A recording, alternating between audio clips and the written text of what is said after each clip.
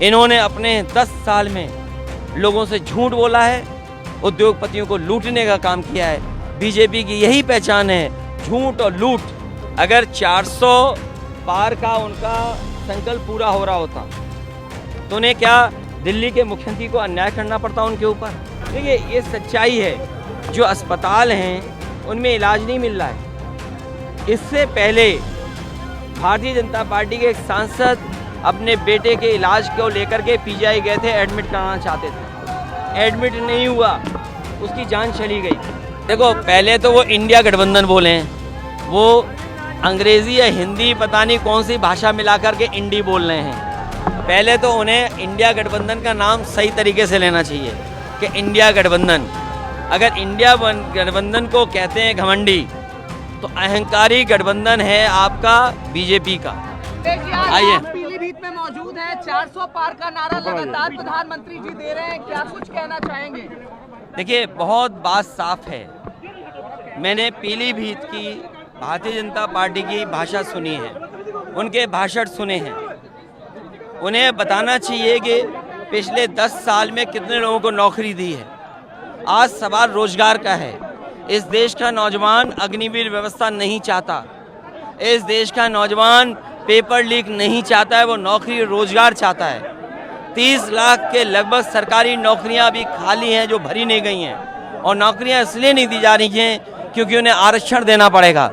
नौकरियां मिलेंगी तो आरक्षण देना पड़ेगा, इसलिए सरकार पीछे हट रही है। और जो महंगाई बढ़ी है उसका जवाब क्या है? दाल, सरसों का तेल, घी, सब्जियां तो चलो एक बार को अगर हमारे किसान को मुनाफा मिल रहा है तो ठीक है, लेकिन आप खुद सोचिए कि 2014 में नमक की कीमत क्या थी और 2024 में नमक की कीमत क्या है। इसका जवाब सरकार के पास क्या है? उद्योगपतियों का तो ये कर्ज माफ कर रहे हैं, 15 लाख करोड़ माफ कर दिया। इलेक्ट्रल बॉन्ड उन्हीं लोगों से लिया जिन उद्योगपतियों को इन्होंने कर्जा माफ किया। इलेक्ट्रल बॉन्ड को लेकर के क्या सरकार के पास सफाई है? इन्होंने अपने 10 साल में लोगों से झूठ बोला है, उद्योगपतियों को लूटने का काम किया है। बीजेपी की यही पहचान है, झूठ और लूट। लूटा इलेक्ट्रल बॉन्ड से और जनता को झूठ बोला कि हम खुशहाल कर देंगे, किसानों की आय दोगुनी कर देंगे। आज बताइए, जो सरकार एमएसपी नहीं दे पा रही, एमएसपी के कानूनी अधिकार की मांग कर रहे हैं। और मैं इन खाकी वालों को भी कह के जा रहा हूं, अगर हमारी फौज की भर्ती को, जो फौज सबसे सेंसिटिव है, हमारी सीमाएं सबसे सेंसिटिव हैं, चीन को लेकर के सवाल खड़े हैं कि रिजांगला को लेकर के क्या हमारा रिजांगला का मेमोरियल नहीं तोड़ दिया? चीन की फौज आई और रिजांगला का मेमोरियल तोड़ दिया। क्या आप ऐसे दुनिया में विश्वगुरु बनेंगे? क्या दुनिया में आपकी पहचान इसलिए बनेगी कि आपने अपनी सीमा सिकोड़ ली है? आपकी सीमाएं सिकुड़ रही हैं। और सोचो, एक देश की बीजेपी की सरकार क्या कहती है कि अगर उन्होंने हमारे गांव के नाम बदले हैं तो हम चीन का नाम बदल देते हैं। चीन का नाम मत बदलो, केवल चीन से कारोबार अगर आप रोक दोगे तो शायद हमारा देश दुनिया में सबसे आगे दिखाई देगा। और जो बात मैं शुरू में कह रहा था कि अगर अग्निवीर को 4 साल की नौकरी कर सकते हैं, तो हमारे जवान ये जो काम लिया जा रहा है, इन्हें खाकी पहने चल रहे हैं, इनकी हो सकता है 3 साल की नौकरी कर दे सरकार। सोचो, अगर 3 साल की नौकरी कर देंगे तो क्या होगा? But BJP is saying, sir, कि they are heading towards clean sweep in Bihar. There is, देखिए, कोई क्लीन स्वीप नहीं है। अगर 400 पार का उनका संकल्प पूरा हो रहा होता तो उन्हें क्या दिल्ली के मुख्यमंत्री को अन्याय करना पड़ता उनके ऊपर? क्या झारखंड के मुख्यमंत्री को जेल भेजना पड़ता? आखिरकार किस बात की घबराहट है? आप खुद जानते हैं इस बात को कि जो इलेक्ट्रल बॉन्ड दिए गए हैं, क्या सेम बंदे ने नहीं दिए? एक ही व्यक्ति ने 2 तरह से पैसा दिया है। क्या नहीं दिया ये आप नहीं जानते क्या? लेकिन कई बार हमारे प्रेस के साथी भी उनसे बचते हैं, उन सवालों से। मुझे उम्मीद है कि आपको बचाने के लिए भी जनता वोट डालने जा रही है।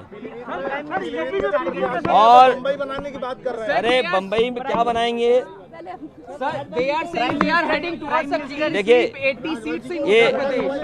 देखिए, बम्बई एक ही बार बोला उन्होंने, दोबारा नहीं बोल पाए। इसका मतलब है उनकी हर बात झूठी है। इसीलिए मैंने कहा भारतीय जनता पार्टी की जो पहचान है झूठ और लूट की। उन्होंने कहा किसान की आय दोगुनी कर देंगे, नौजवानों को नौकरी रोजगार दे देंगे। अब बताओ बम्बई बनाएंगे, अरे अगर बम्बई बन जाएगा तो आप छोटे कैमरामैन थोड़ी बनोगे, आप फिल्म बनाने वाले कैमरामैन बन जाओगे। अखिलेश जी, उनके भाई आपके मंच पर हैं, उनके भाई आपके मंच पर हैं। देखिए सोचो, ये तो अच्छी बात है। प्राइम मिनिस्टर क्या चीज? India coalition. किसने किसने? देखिए ये सच्चाई है, जो अस्पताल हैं उनमें इलाज नहीं मिल रहा है। इससे पहले भारतीय जनता पार्टी के एक सांसद अपने बेटे के इलाज को लेकर के पीजीआई गए थे, एडमिट कराना चाहते थे, एडमिट नहीं हुआ, उसकी जान चली गई। उस समय थोड़ी बहुत कार्रवाई की थी इन्होंने डॉक्टर्स पर, लेकिन गलती डॉक्टर्स की नहीं है। आप बजट नहीं दे रहे हैं, संसाधन नहीं दे रहे हैं, तो डॉक्टर इलाज किससे करेंगे? सरकारी अस्पतालों में इलाज इसलिए खत्म कर रही है बीजेपी क्योंकि प्राइवेट नर्सिंग होम, प्राइवेट अस्पतालों को बढ़ावा देना चाहती है। मोदी जी कह रहे हैं कि जम्मू कश्मीर को फिर से राज्य का दर्जा मिलेगा, वहाँ चुनाव होंगे, अभी एक जनसभा में कहा है। देखिए उनकी बात पे भरोसा इसलिए नहीं है, उन्होंने कहा किसानों की आय दोगुनी करेंगे, क्या आज दोगुनी हो गई? और जो रिजांगला, जो हमारे मेमोरियल था जवानों का, क्या उस मेमोरियल को नई चीन की फौज ने तोड़ दिया? ये सवाल उससे भी बड़ा है।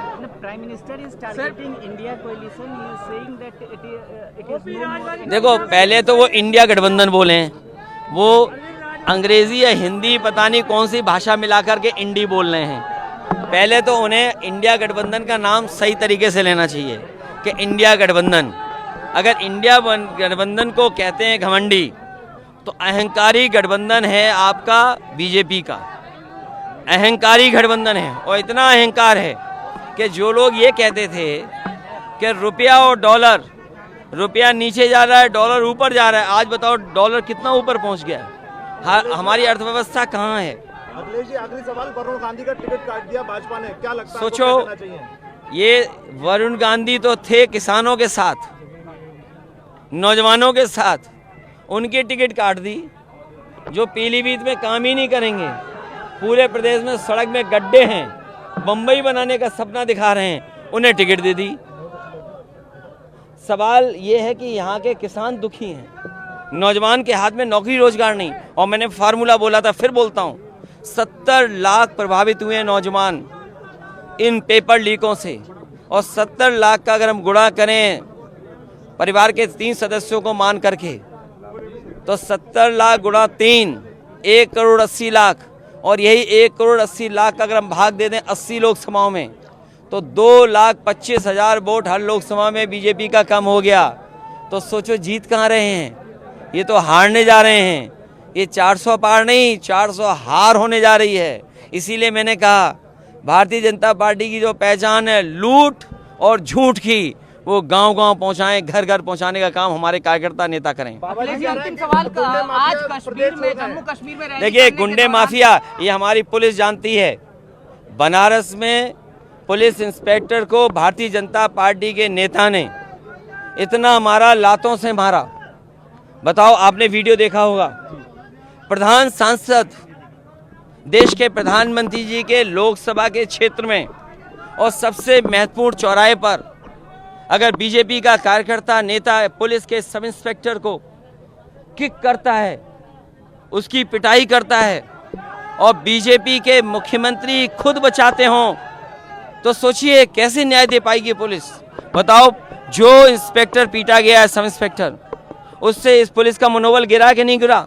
और जब ये पुलिस वाले यार रात में जाकर के सोचेंगे कि जब फौज की नौकरी 4 साल की हो सकती है और अगर इनकी 3 साल की नौकरी हो गई, तो बताओ ये क्या करेंगे?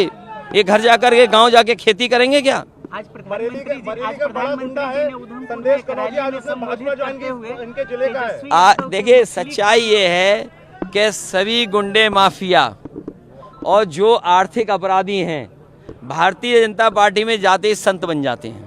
प्रधानमंत्री और महाराष्ट्र की पूरी सरकार ईडी, सीबीआई, इनकम टैक्स ने बनवाई है। केजरीवाल जी जेल में है, क्या कहना है इसको लेकर? उधमपुर में एक रैली में तेजस्वी यादव जी के मछली खाने के उस पे कुछ तंज किया है। और देखिए आज तो ये प्रधानमंत्री जी को नहीं बोलना चाहिए, और अगर कोई ये बात कहे कि बीजेपी के लोग न जाने कितने लोगों से गले मिलते हैं जो नॉन वेजिटेरियन हैं। तो यही तो हमारी लड़ाई है कि बीजेपी के लोग हर चीज़ पे पाबंदी लगाना चाहते हैं। आप क्या बोलेंगे, क्या खाएंगे, क्या सुनेंगे, आपका चैनल भी कंट्रोल कर लिया। सुनेंगे क्या, सोशल मीडिया भी कंट्रोल कर लिया कि उसको कितनी रीच होगी। तो यही तो झगड़ा है। ये लड़ाई आज़ादी की है, स्वतंत्रता की है कि हमें स्वतंत्र रहना है। हमारा खाना पीना पहनावे पे कोई उंगली नहीं उठा सकता।